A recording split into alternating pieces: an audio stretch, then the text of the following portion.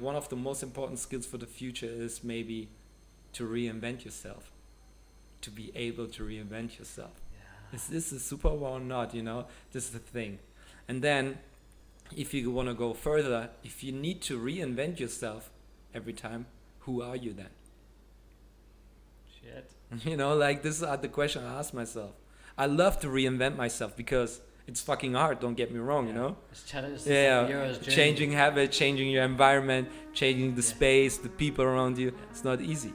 Yeah, I don't mean like you need to get rid of everything.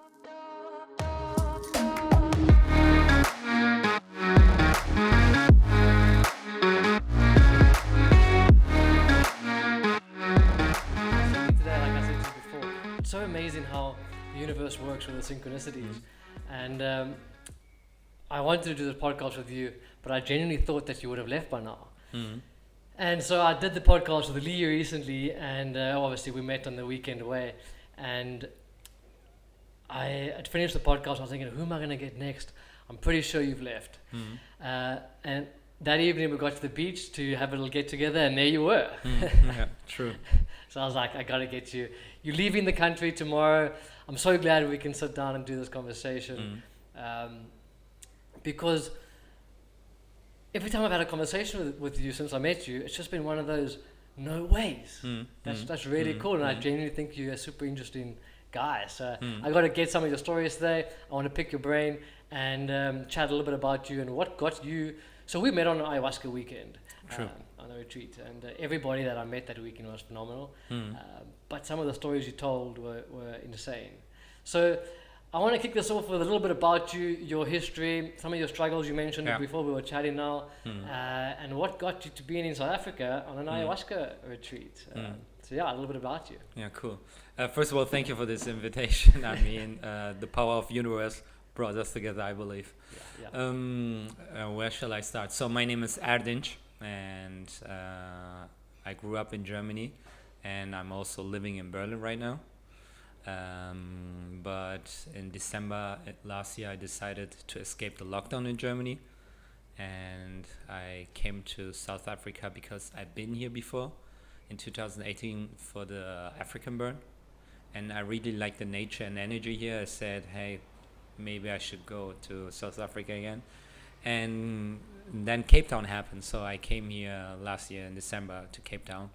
I spent here 3 wonderful months, or 4 months, and I used the time to work on myself. So I'm working remotely, but my main time I worked on myself, the way I took care of my health, and that's why I've been to the ayahuasca ceremony and also to the vipassana meditation retreat. Yeah, and that's in a quick form the story right now. And tomorrow I will fly. My plan was to go back to Germany, but the situation is still not that good, and that's why I decided to go to Turkey. Okay. Because I'm also Turkish. My parents came from Turkey to Germany, so that's the question. What am I? Am I German or Turkish? It's a whole nother topic. And the reason why I'm also going to Turkey to find out about my heritage, finding more about myself out and some other things. Yeah, but that's the current status right now. Phenomenal. It seems like things are a bit crazy in Europe as well with all their lockdown stuff. But it seems like you are genuinely on your path of just, you kind of going with it and you figuring out things you do in your journey of kind of self-discovery and like you mentioned, now you focus on your health, but you've been doing retreats and a couple of the burns for a few years now. You were telling me before we started the podcast that you went, where did this path of yours start? I know you mentioned you went to India. Maybe we should actually start with you work as an entrepreneur, helping other entrepreneurs. Yeah, exactly. And your struggles, I mean, you said you actually grew up in poverty. And what kicked off your trip to India and how that transpired? So as I said, I grew up as a person with a Turkish heritage in Germany, and the Turks they don't have a good reputation in Germany, so we were the bad pictures, we are the troublemakers. And also I experienced a lot of misery in the family, like drama, poverty, no education, this and that. And you kind of grew up in a society where all the people question you. They question your name. My name is Erdinc. So a lot of people, they struggle to call my name, and I need to explain where does this name come from, blah, blah, blah. And I grew up in a society where it was told me, hey, you can't do this, you can't do that. I don't know why, but then I decided to prove the people wrong, and I showed them, I can decide to go for education. So I went to the education system, go to high school, studied this and that. And then when I was at the university, it was one of the well-known private universities in Germany for economics. And there I had like the first time in my life that I have so many opportunities. And the struggle was, which opportunity shall I go for? And I did so many things at the same time, and I got lost, because when I look back now, I think you can't do everything at once. You need to focus on something to be really good in that field. And then I tried myself at the university out, and then I got like a really mental issues there. The pressure was too high. I said to myself, and I kind of felt in a depression. And it was the first time in my life that I was dealing with the depression. So I went to the hospital the quick way for 5 weeks. It was a completely game changer, because I accepted that I have something inside me that I need to work on. Holding up facades, What was that, a normal conventional hospital? Yeah, well, no, conventional. And the thing is, what I realize is, did you admit yourself because of depression? Or? Yeah, depression. So if you go in Germany to a doctor, they give you 3 options. The first option, you take pills or medicine. The second option, you go once every quarter to a therapist. Or the third option, you go the quick way. You go to a hospital for 5 weeks, stay there, and like a boot camp. Oh. And I went for the boot camp, and I didn't want to take any kind of medicine. I said, hey, I need to be clear in my mind, And I went through, and I would say it's not the solution, but it's the kickoff for the journey that you need to work on that. Yeah. And then... So that was the first time you actually sat with yourself? Yeah, exactly. Like for 5 weeks. And then also being honest to myself and to my own environment, because it was not like no facades anymore, honest to myself. If I don't feel good, I don't feel good, If this doesn't go well, it doesn't go well, I don't need to pretend to be something.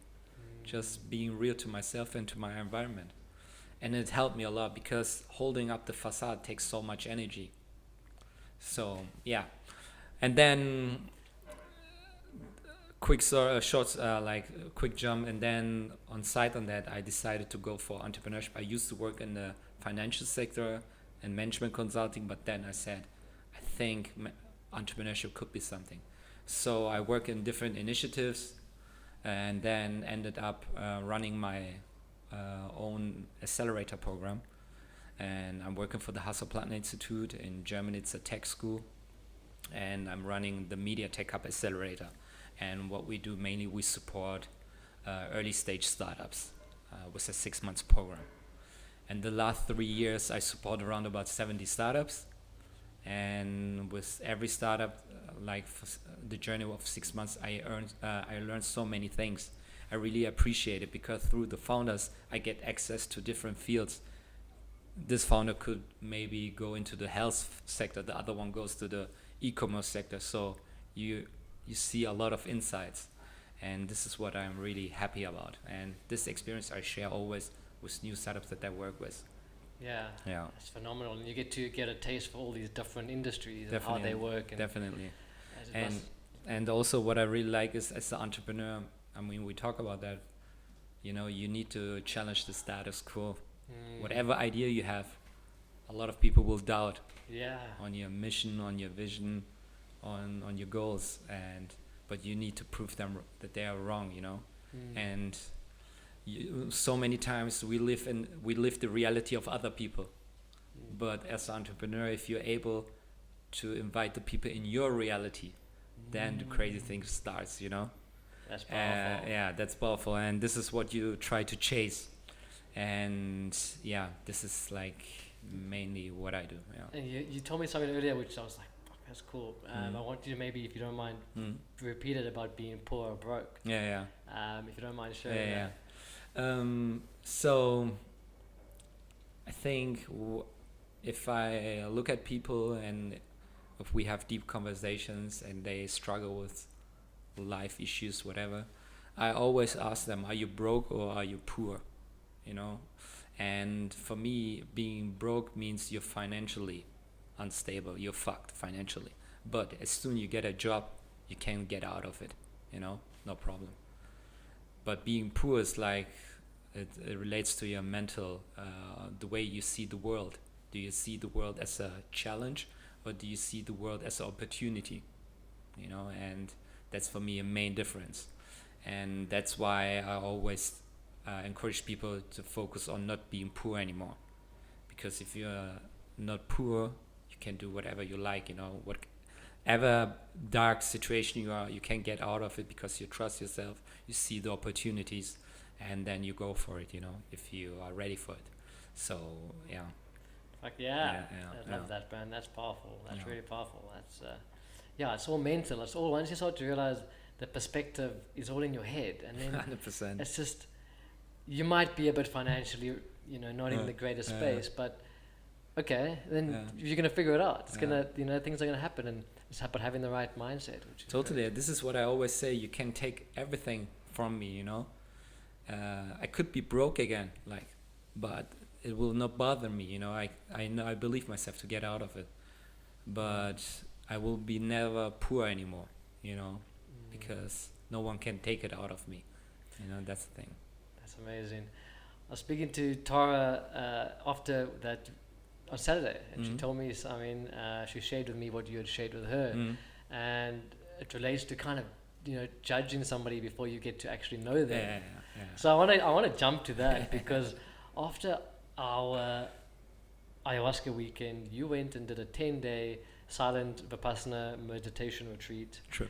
And one of the things you shared with her, which I'd love you to tell me about, basically, it's just like you can see somebody, and like the story you're telling me now, I would never in my wildest dreams of put that to you. But we just automatically make up these assumptions about people. And tell me about that meditation, 10-day challenges. And sure. I mean, judging people, it's a big topic, you know, like, don't get me wrong, I'm still sometimes tend to judge people. Long story short, so in the last couple of years, I was really focusing on my CV, you know, like optimizing my CV, career focus, and living the expectation of others. But then, thanks God, and all the people that I met through the journey, they say, hey, you should focus on yourself and live your life as you want to. And I said, true, I need to discover myself. I need to figure out who I am, you know, and what triggers me. And then I went more for journeys, because with every journey you go for, you know, you learn so many things about yourself, and you see yourself in different situations, and then you are wondering, why am I like this? What's triggering me, and this and that. Why do I have this pattern? Exactly. And then you meet in every journey one other crazy person who literally changed your life when they share your stories. Hey, you should maybe try this or this and that. So, and then, and also when I go for journeys, all the time people ask me, hey, why are you going to India? Why are you going to Bangladesh? Why are you going to the US? What are you looking for? And I said, I'm not looking for answers. I'm looking more for questions that I never asked myself before. You know, where are my blind spots? You know, and then I went to India, and people in India told me, like, hey, you should try vipassana meditation. I said, what is this? Whatever, blah, blah, blah. And I never meditated before in my life. Maybe Headspace, used the app, you know, like, I went like 5 minutes, I was like struggling already. When I went for 15 minutes, I felt like a guru, you know. Then, I'm with you. I had the Headspace app years ago. The first 10 are free, and then you go through the... So And then I was in 2017 in India, in the meditation center in Jaipur, Rajasthan, for 10 days. And vipassana meditation is a type of meditation. I'm not well educated with all the background story of vipassana meditation, but the goal is of vipassana meditation, it's like silent of mind, body, and speech. So you should not move around. You should not like express your thoughts all the time, and you should not speak or communicate. So the goal is to accept the reality as it is. Okay. Observe. And during the actual meditation, is there a specific practice that you use? Do you focus on something, or do you have mantras, or what is the protocol? So the first it's 10 days, and then and you get a schedule for the 10 days from 4 in the morning until 9 p.m. Something, or 9:30 sometimes. And the longest session of meditation is like up to 3 hours, and the shortest is 30 minutes. So it's really hard. Shit. And the first 3 days you just focus on your breathing. You breathe in through your nose and out through your nose. And what kind of sensations do you feel?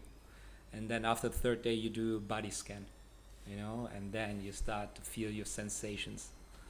And you sharpen your skills in the end of the day. And it's a really hard work, but it was a completely life changer. And the question you asked, judging people. So the 10 days, you're with the group of people there. The first center I went to were 150 people, 100 men, 50 women, and they were separated in the complex. But for the group session, we came all together. And sometimes you have so much time to think about everything, about meaningful stuff, about stupid stuff, like you have so much time. And then I saw all the people around me. I said, what is this person like? Where is he from? What's her voice like? What's her story? So you create personas. I did with a lot of people. And then I create a persona. You give them already also names. And then the last day you're allowed to talk. And then hearing my own voice, that was crazy. Really? I was like, that's me? This is my voice? So, and then talking to the people, and then hearing their stories, and compared to your persona that you created about them, was completely not matching, Yeah. I thought completely something different than the reality. And then that was like for me a wake-up call. And now I say, hey, as long as you don't talk to the people and don't know the story, you don't know them. Don't judge them. That's the thing. And this is always when I'm in my life and I'm going through life, so I see people and I try to, if I tend to judge them again, I say, hey, calm down. Remember what you experienced with vipassana, If you have good or bad energy, just talk to them and find out. What's like to talk to them, and this is just one part of vipassana meditation. I would love to do a retreat like that. That's definitely something on my bucket list. I've heard about them, but it must be something else to not speak for 10 days. Yeah. Do you ever have the urge during that time to just want to say something, or do you feel? What was some of the challenges that came up during that time? So, speaking is not the problem with speaking is when you have issues and you can't share them. For example, after the 6th day, I heard someone laughing, a girl, that we had a group meditation session, and the girl started to laugh. And it was so beautiful that I started to cry, because it was the first time I heard someone again. Wow. And it felt like the voice of an angel, because you're in isolation. And isolation is really powerful. And if you hear other human being enjoying life, you feel the joy. And it was like mind-blowing for me, There's something definitely powerful about restricting yourself, whether it's food, whether it's speech. I know even Aubrey Marcus, one of the guys I really love, his podcast, he did like a 6 or 7 day darkness retreat. And apparently you come out of there and you just cry, because first time you see things, you hear things, you eat food after a long fast, and you deprive yourself of something. That definitely seems to be power in that, because you get to sit with yourself and go deep on yourself. You're dealing with all your, with all your energy, demons, whatever you want to call them, just you and your mind and your body, and you're all together. You think like, okay, guys, we need to deal now for the next 10 days, just we, and then you can't escape it. You can't escape it. And that's what you just mentioned with emotions also. And that for my second retreat, it was in Mumbai. It was during New Year last year, or the day before. I'm confused, but anyways, I went to the center, and then in the meditation sessions, I started to cry, or I started to laugh for no reason. And my thought on that was, maybe I was purging emotions. I was purging all the emotions that I didn't have the space for in my regular life. In my regular life, when I'm in my job, do I allow myself to cry? Do I allow myself to laugh so many times, or give space for my emotions? And I question that. That's why everything came out, all these emotions, good or bad. And that was for me also kind of a wake-up call. Sure, that's powerful. 100%. I think the purging is not just a physical thing when you do a lot of these journeys. And you start to realize that there's a lot of things that, like you say, you don't express your emotions, or there's some deep traumas that you haven't cried about or whatever. You haven't attached with yourself, and sometimes the plants they do bring that out, and that's why you purge a lot, but a lot of energetical purging as well. So we do restrict ourselves in our daily lives. What you're saying about the judgment, what I found so fascinating is we can learn, don't judge other people because you don't know them, but until you experience it like you did, or you actually hear their stories and you realize you did judge them, you get to actually know that. I suppose it makes it easier to judge less, because we always judge, but it's becoming aware of that judgment, I suppose, and then just labeling it for what it is. Also, I mean, first of all, you should not judge and punish yourself. This is what I do. Like I was really good with judging and punishing myself. Okay. Beating up myself. Yeah, me as well. I said, stop that. I fucked up this, but okay, continue continue with life, learn from it, and continue. And that's why I try to put more positive energy and more encouraging energy in myself, instead of limiting myself. This is, I think, we are our own biggest judge, whatever you want to call it. For sure. Don't beat yourself up. Encourage yourself. Yeah. The stories we tell ourselves, Johan would say, we are not the stories that we tell ourselves. And that's it. We hold ourselves back with all the shit that we don't deal with, or we don't face, and all that. And it's powerful. I have never been to a burn. I'm dying to do an Africa burn. I'm dying to do any burn, but you've done a couple of them. It seems like it, and I want to tap into the story about how you got your Hebrew name, and I just, that whole story about that burn and that experience, I just thought was really phenomenal. And I think these burns, whether it be Africa burn or Burning Man in the States, which are just become really big now, I suppose, but they've got a different energy to them, a whole different kind of experience. It's not a case of going to just a festival. It's actually getting to experience a whole different way of life and living. It sounds like 100%. So how did you get into the burns, and how was, tell me a little bit about the Israel thing. There's so much to talk about, it's because it's hard to explain it in words. Also, I mean, you experienced that with ayahuasca.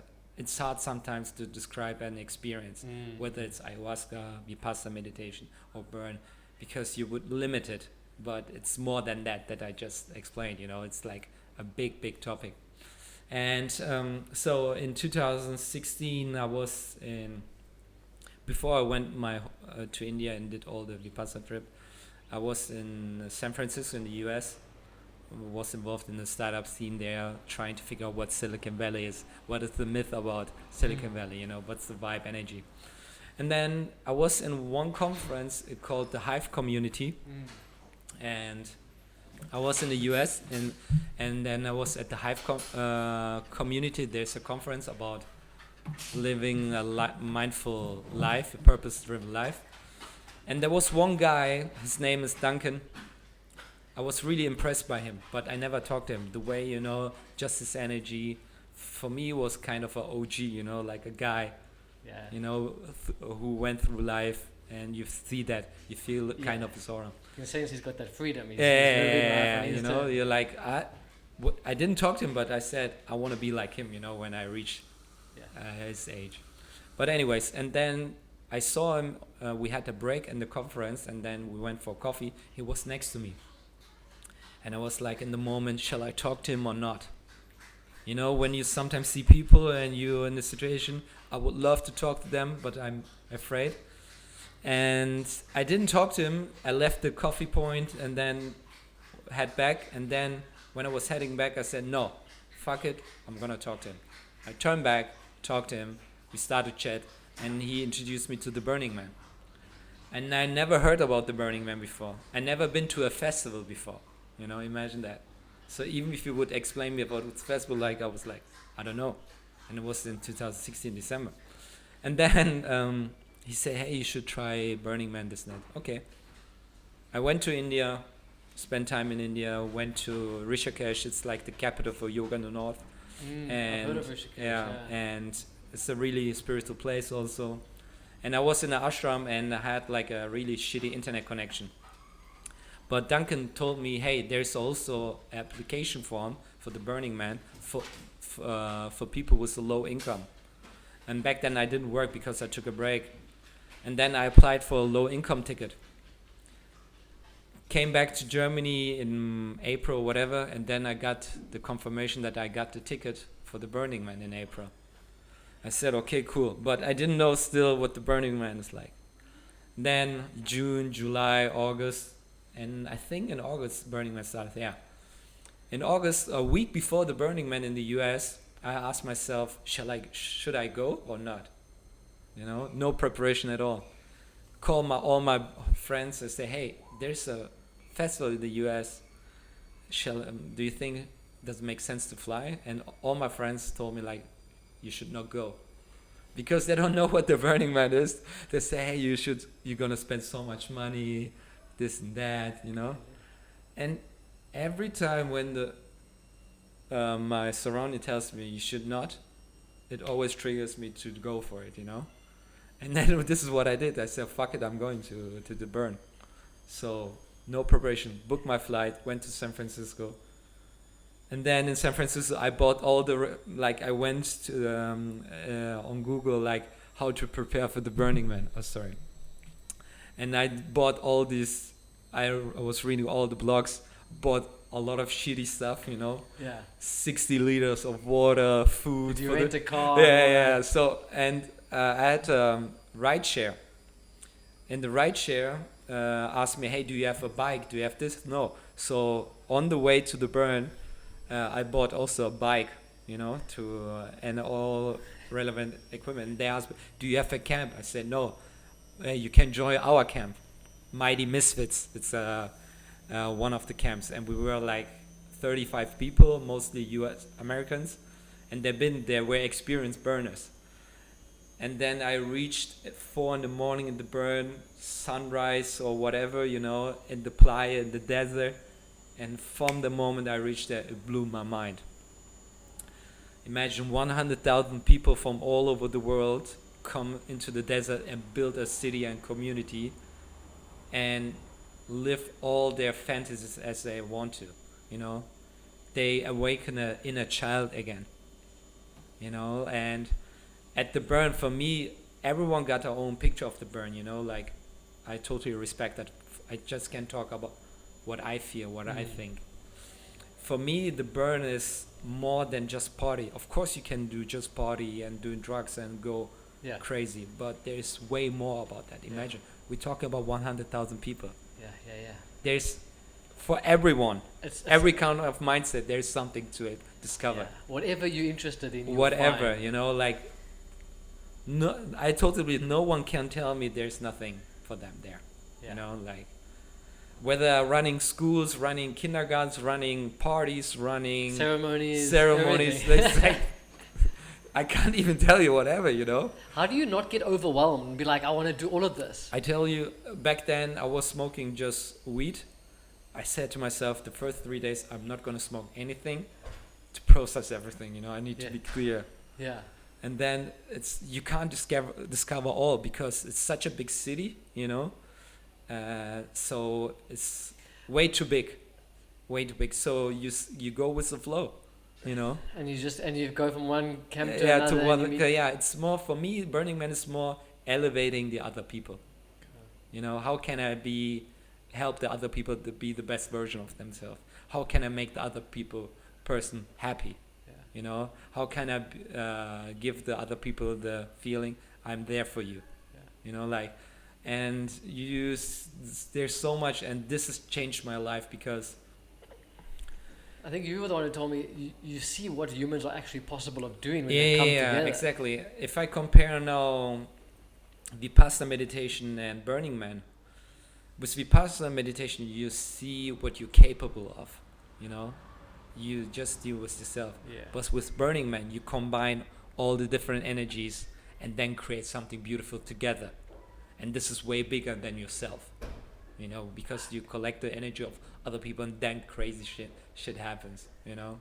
Whether it's creating art, creating space, creating monuments that just look like mind-blowing. Whatever it is, you know. Yeah. And that's the thing. At the burn, what a lot of people criticize, commercial, this and that, but you have a lot of first-time burners. That means human being who came the first time to the burn. Like me, I didn't know what the burn is all about. You know, like, I didn't know that. Of course, you can read blogs, but reading a blog and the experience is totally different. And then when I now see, I've been to a couple other burns. With every burn, I get more experience, and I help. Like, I'm better. You help the new guys. Yeah. You know, I help them, guide them. You know, okay. And at the burn, there are so many first-time burners, but also OGs. You know. People who've been 20 years to the burn. Yeah. These guys on a completely different level, you know. Yes. And this is what I experienced that. So, like, I encourage the people, whenever it's the time, you know, go out of your comfort zone, experience that once, and find your tribe, find your people, and you know, you will have a magical time for sure. I can't wait. It's something I wanted to do for years, but I've worked in Africa a few years ago, and I was never really around. But also finding that tribe, and I know it's coming because meeting you, meeting Lee, and chatting and like having these conversations just makes me want to go and experience that. And I know somebody else that's been, and they said, like you said, it's like you're like a kid in Alice in Wonderland. Yeah. There's one guy. I think you told me this or no? Somebody told me that they saw like a T-Rex, like a massive one coming past on fire. You just see the craziest things that... You see I don't know where to start, you know. Yeah, for sure. There's a camp, they took a Boeing airplane to the desert. Imagine the whole, completely together like a huge fucking airplane. I don't know how big. Yeah. So, and then... the back of the airplane, they completely open it, and they took all the different floors to one floor and put LED lights all of the into the airplane, you know. And that's insane. And Africa Burn compared to like a Burning Man, what is the experience of Africa Burn like? Is it also quite the Africa Burn, they're just like 10 to 15,000 people, and it's how many Africa Burns happened so far? I don't know. I'm not too sure. 5 or 6. It's been a good few years. Yeah, but it's completely different. So it's still new. You know, you have a lot of people. I think the Africa Burn now compared to Africa Burn in 10 years completely different. Yeah. Still in a child stage, you know, finding themselves, you know. Okay. You have less OGs compared to the US, you know, like people who are experienced. Yeah.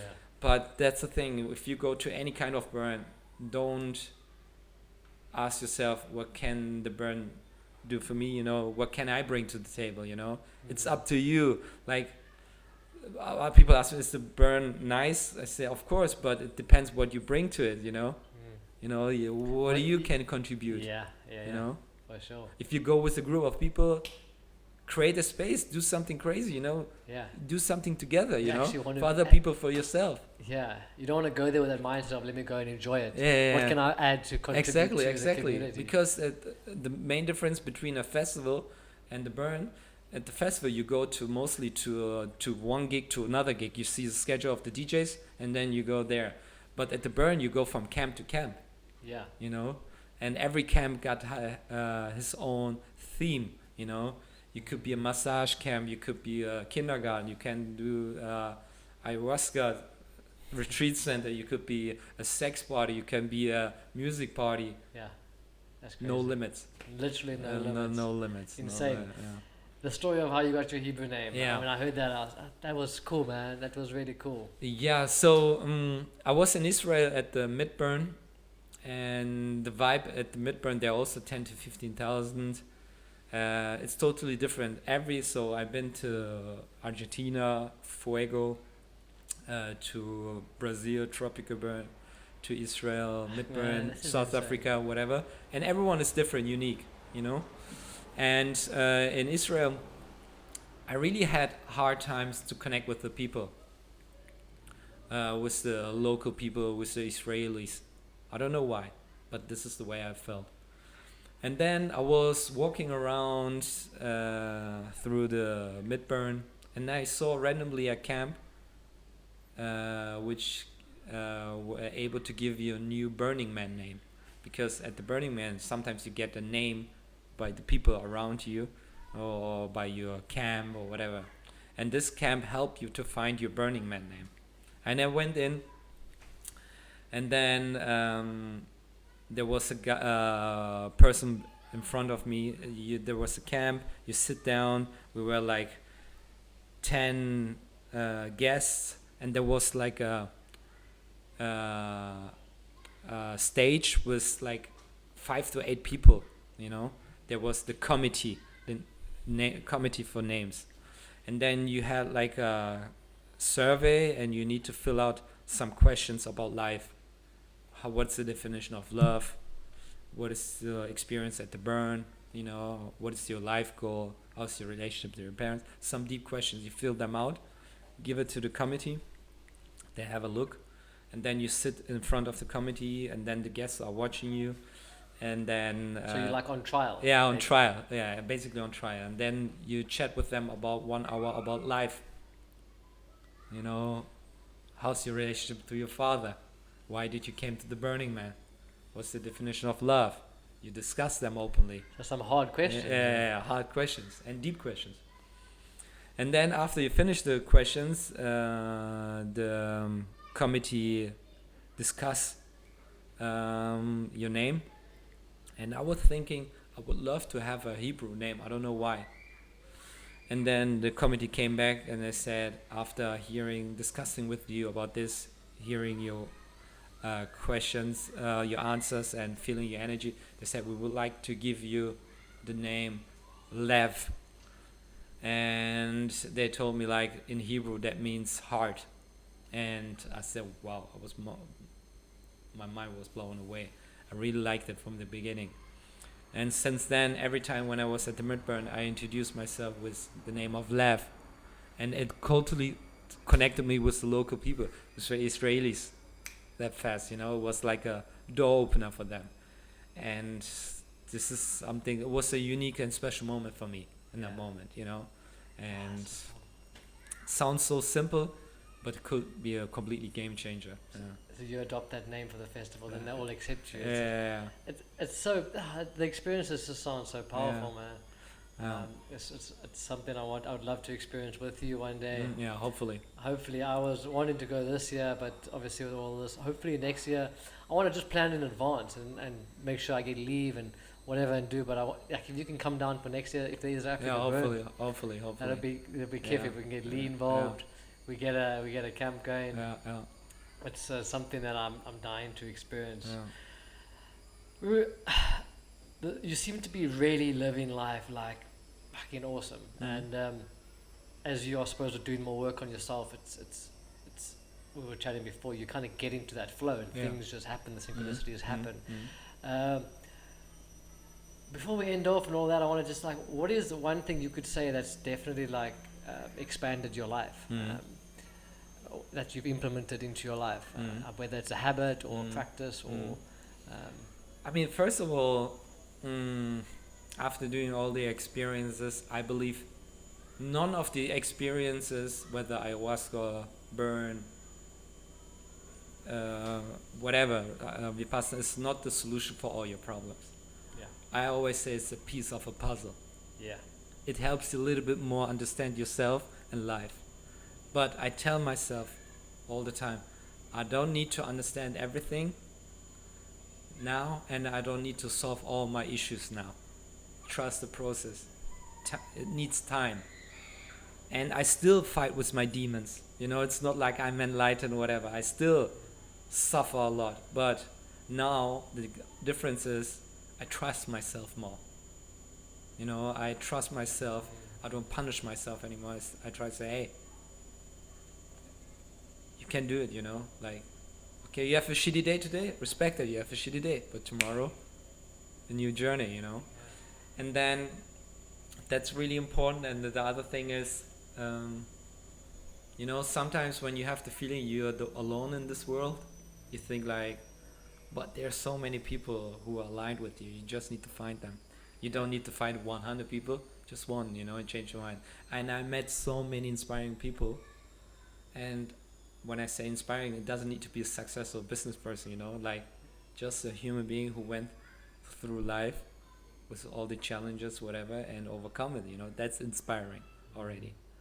And they share your story, and then I got inspired, you know. It's the same way here I got inspired, you know, when I saw you and your girlfriend at the ayahuasca ceremony. I said one day I would love to come with my partner to a ceremony, you know, even though you don't know that you inspire other people, but you're inspiring them already, you know. That's the thing.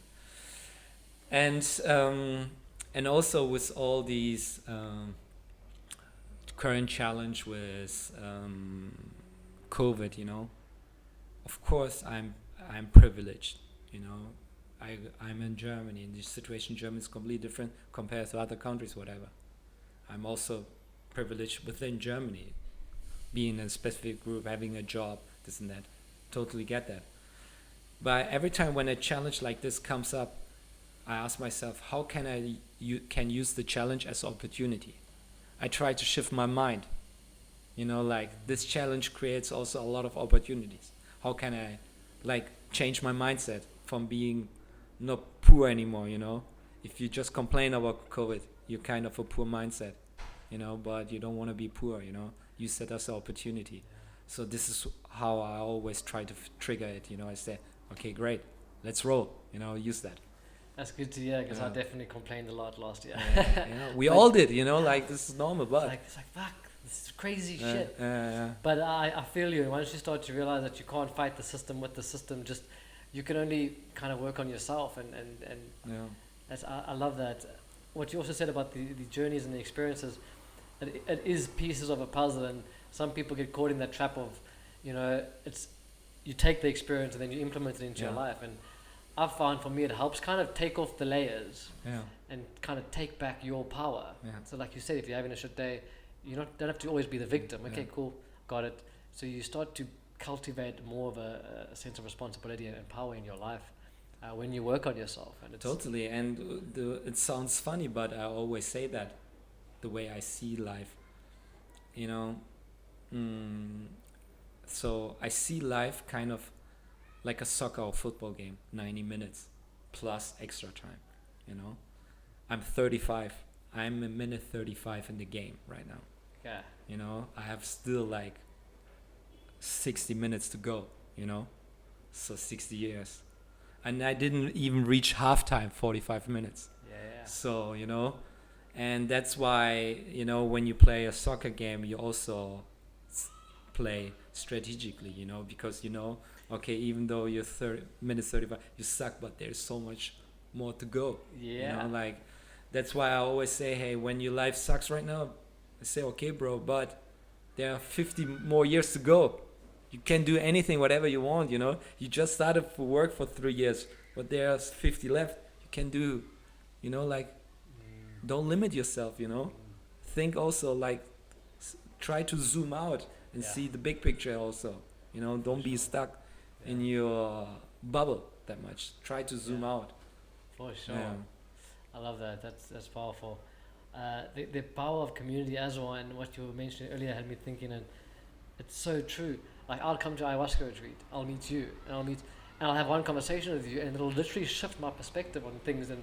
And as much as the individual practices and retreats and whatever burns, all they do is hold space for people to come together. And once you actually start putting yourself out there and talking to people who you're like, wow, they're pretty cool, cool, and you chat to normal people, you find that tribe, and you learn so much. Yeah, totally. It's insane how much you can learn from other people's experiences, and then you form a network, and then all of a sudden you've got a community, and then you feel like you have so much power because you have all these inspiring people around you, and the ones inspiring, everybody's got their own pros and, you know, positives and negatives, but everybody has something to add. Totally. And also you have the privilege with all the experience you do, whether doing this podcast, doing ayahuasca, whatever, you gain a new tool, instrument for life. Yeah. And you have the privilege to choose whether you want to go for ayahuasca again, for vipassana again, you know. You can decide, and that's like, it's up to you now where you want to go. And for me also, after doing the ayahuasca and now meditation, I said, okay, bro, I don't need any kind of retreat now. I need the matrix and enjoying the steak in the matrix, you know, because I want to still be I need to be connected to people who doesn't want to do anything with retreats, whatever. I totally respect that, you know. So I have the privilege to decide which world I want to live in for the moment, you know, and that's the... You got to have balance in all of this. So you can't live in that world all the time, because then you get lost off that way. And then we've seen people like that, and it's sometimes the matrix and the system can get a bit much, but you got to find that balance, but you also need it. You need to work in this reality, balance, play this game, and it becomes like life becomes like a dance and a game. But you got to try and find the balance. But anytime, as you can decide where you want to go now. That's the thing. It is powerful, and it gives me hope, because I was quite sad about where things were going in the future and what's happening in the world. You know, I went through a phase where I was just like, what's going on? But having these conversations, meeting people, understanding that there is a massive community of people who are on the same kind of brainwave and actually want good for the world and want to create cool communities and do cool things. And once you meet those people, you feel like you can accomplish anything. And then it's like, whatever happens in the future, it'll be okay. We'll figure it out. Totally. You need to get access to your mojo, to your superpowers. You know, sometimes when I walk around, sometimes I see, this person got swag, mojo, access to a superpower. I admire that, you know. And if you have access to your superpowers, bro, nothing can stop you. For sure. You know, like, because you have the energy, you know. What gets you out of bed in the morning? What do you love to do? Like, what is your, say, do you find that this point in time is like your dharma? What does your future look like? What are you planning for what's next? It's so many different things, you know, but first of all, there are so many things you can chase on the private or business level, but I know I can't do everything at once. I need to decide which way I want to focus on, at least limited to a couple points, you know. And the timing is really important. I want to be like this in the future, but doesn't need to be now, because I'm in minute 35. So the game is 90 minutes, you know, like, but I said I want to put the work now in, you know, like, put the hustle, so I can relax later more, like put the structure for the future, you know. Learning more about myself, learning skills, you know, to be more independent and rely on myself. Like, you know, like trusting more and more, because with every skill you earn, you trust yourself more. And then the world could shake, but you say, hey, I have a portfolio of tools. You know, like. And it is also tricky to have too much of future plans, because life changes. And once you're in the flow, you might get there and put you in another direction. Then you thought you were going to do something, but then life was like, no, that's not for you. True. And this is what I question myself. I have to question, it feels like the world is changing faster as before. I don't know. It's just my feeling. It doesn't need to be true. But, through COVID, for example, the whole digital world came more, especially in Germany. Like for 35 years, I never ordered food from a grocery store to my home. Now, because of COVID, I don't go to a supermarket anymore. Delivery, big step off for no reason, this and that. This is just one example, but in so many other. Zoom, this and that. But is the next one of the most important skills for the future is maybe to reinvent yourself, to be able to reinvent yourself. Yeah. Is this a superpower or not? This is the thing. And then, if you want to go further, if you need to reinvent yourself every time, who are you then? Shit. This is the question I ask myself. I love to reinvent myself because it's fucking hard, don't get me wrong, It's challenge. Changing habits, changing your environment, changing the space, the people around you. It's not easy. I don't mean you need to get rid of everything, but I like reinventing myself. If people would ask me, that would be my superpower, you know. And it's hard because I've had a skill since I've been in one industry my whole life, and got to the point obviously when I was in COVID that I don't want to depend on that skill because it does limit me in certain skills. I've got to reinvent myself. What am I going to do? What am I passionate about? What excites me? And learning new skills is a challenge, but it's also exciting because then you have, like you said, more tools in your toolbox. Mm-hmm. And then you can do variable things. And so I'm trying to reinvent myself as I go, and it's powerful. It's cool. It's challenging, but it's exciting, and it gives you more of a zest for life again. Because if you're just stuck doing the same thing over and over, you're just gonna get stagnant. And also, another thing I would like to mention is, with all the spiritual stuff, sometimes it's also a challenge to go for all the spiritual experience. Because you start to fucking question everything. Yeah. Why is it like this? Why that? I said, bro, just relax, enjoy the sun. Don't question everything, And that's the thing. We need to be careful when we go to spiritual way. Yeah. Sometimes walking blind through the world is also nice because everything is simple then again. I hear you. You can get lost in it sometimes. And it's like, you're like, well, what the fuck's the point of any of this? Because it doesn't matter. We all just... And you can almost become... kind of like that postmodernist view where you think nothing matters, and so you can go down the darker spiritual thinking sometimes. Exactly, that's why don't make everything so complicated and don't over-engineer. Take it as it is, accept the reality as it is, and enjoy the game. That's the thing. Cool. Love it, man. This has been Kif. Thank you. I can't wait to keep you in my network because fucking so much love for you, bro. Thank you, same. It's cool to meet people like you. It's been phenomenal for me, just from my experience. Once I started to really make the shifts and change, start working on myself, you then start to attract people into your life who just make the journey even more Kif, and that's what's happening now. So it's cool. It's a privilege for me, and I want to connect with you in the future. I want you to come back down, hopefully, if we ever go up to that side of the world. Yeah. But come down to Africa more often. Thank you, I will. And thank you for this, for that space, creating the space and giving me the chance to do this. And we will 100% meet each other again. Definitely. One time. Thanks, man. It's a pleasure. I think this is why I do this, because it's cool to put out podcasts, but it's cooler for me to actually have this conversation, because a lot of these things I never would have known if I didn't get you on and chat and put it out, and hopefully one or two people can take something from it, and that's my goal with it. So cool. Kif, brother, thank you. That's a wrap. And Kif.